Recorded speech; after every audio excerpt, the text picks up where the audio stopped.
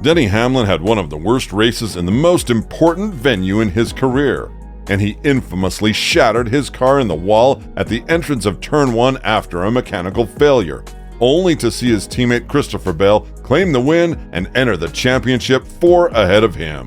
But Hamlin had a lot to say on this matter, and what is even more controversial for him, the hate towards his profile has only been enlarged after Ryan Blaney, one of the dark horses and fan favorites, has sincerely opened up about the crash of Hamlin and his dirty manners. Has Hamlin cemented his infamous legacy with the latest move in Miami even further? And if so, should he consider an early retirement? The Miami Homestead was one of the most interesting races that we were able to witness. And what is even more interesting is the fact that the winner, Christopher Bell, had a frustrating start and had to make a strong push in the last laps of the race in order to gain the lead. It seems like this is slowly but surely becoming his signature walk-away posture, as in the regular season finale last year. Bell pulled the same move at Martinsville in order to enter the championship 4 bid, only to finish 3rd in Phoenix. This time, however, it was his teammate who suffered the consequences of having to see somebody from his team succeed further than him.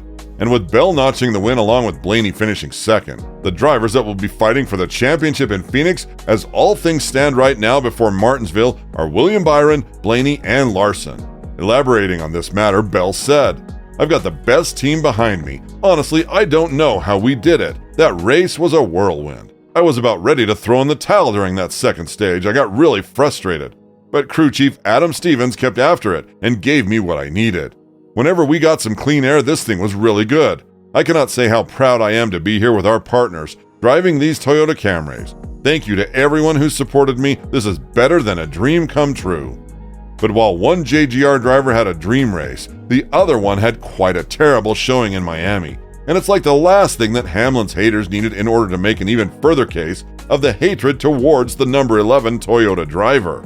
Although many feel like he was a strong championship contender and had the potential to actually win one in his career, the moves that Hamlin made towards Blaney in the racing phase have actually created a lot of fuss in Team Penske's driver. Elaborating on this matter, the driver who got his P6 finish from the previous race in Las Vegas reinstated had a lot to say on the manners that were shown from such an experienced rival. According to Ryan, Hamlin did nothing but try to slide him off the race a couple of times, and that is why the hit in the wall came as a karma-flavored dish. Furthermore, Ryan said, he, meaning Hamlin, tried to slide me 2 or 3 times and failed miserably, and then just decided to use me up. I mean, if you're gonna slide somebody and commit. Don't halfway do it and use me up. So what did he say? Hack. I think he was that today.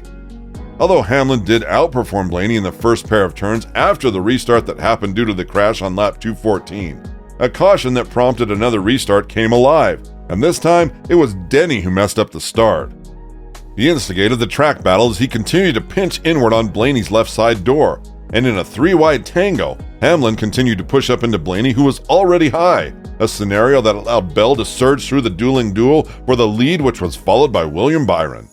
Speaking on the race's conditions and how that went down for him, Blaney said, "The long car was really good. I just couldn't fire off for 10 laps or so." But this is not something that Hamlin feels was his fault. And speaking with Bob Pockrass of Fox Sports, Hamlin has justified his late race maneuver with Blaney and felt there was nothing wrong with the manners of his racing, as he went on to say, "Whoever leads the race at such a key moment has got such a big advantage. So I had the bottom, I took it on the bottom. If I didn't get clear like I did off of turn 2, I knew it was going to be tough to hold it, and unfortunately we just got split there, and that was it. It didn't matter because we broke away." This is definitely not the first time that Hamlin entered into skirmishes with his teammates, as the previous ones with Elliott, Larson as well, and Chastain ended horribly wrong for both sides. Chastain, for example, had to pull the thicker end of things at the end of the race in Atlanta, and this is one of the reasons why Hamlin is one of the most hated drivers on the grid.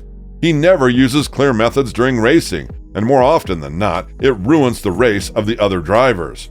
But the Miami race seemed to have something prepared for Hamlin, because just when he entered the 236th of 267 laps, Hamlin's car hit the wall, and with 17 points from the cut line, he was not in the best position possible entering the last race before the championship 4 battle in Phoenix.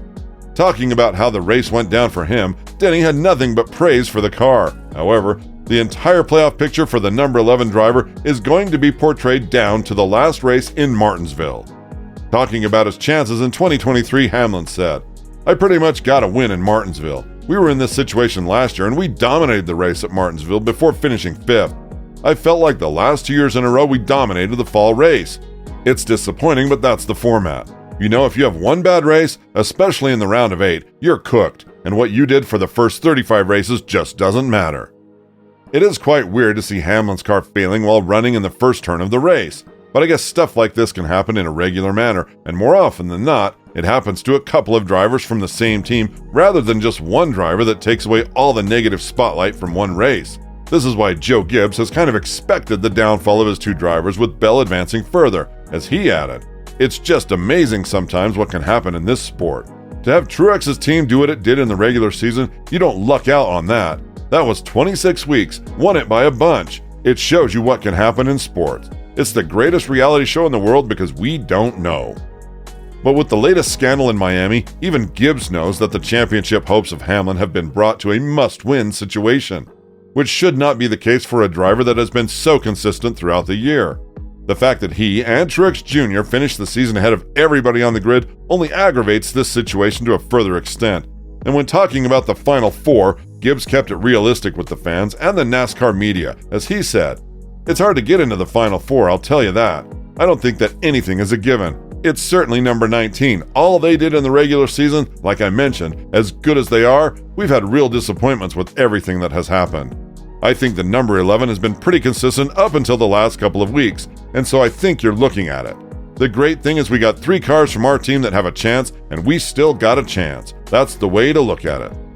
Chance is definitely what Joe Gibbs' team has in the last race, because the last race is definitely going to be an all-in event for both Hamlin and Truex Jr. Apart from Denny, this is going to be a massive challenge for his colleague Martin as well, because more often than not, he's been the more consistent driver and the one that managed to extract maximum potential out of the car. Truex Jr. and Hamlin are facing elimination and might be out of the playoff picture for good, which would leave JGR with only one driver in the playoff picture. Talking about this matter, Truex Jr. said, "We can't afford to give up points. We have to get all we can on Sunday. I feel like we missed a few in Stage 2 last weekend. Hopefully that doesn't come back to haunt us." But finishing 29th with what has likely been a failure in the valve train, Truex Jr. didn't want to talk about this matter after the race, as it's obvious where his efforts are already placed in, the last race before the championship four is concluded in Phoenix. With this in consideration, is the season for Hamlin and Truex Jr. already over? Let us know what you think in the comments below. And after you do that, make sure to like our video and subscribe to our channel, and turn on the notification posts.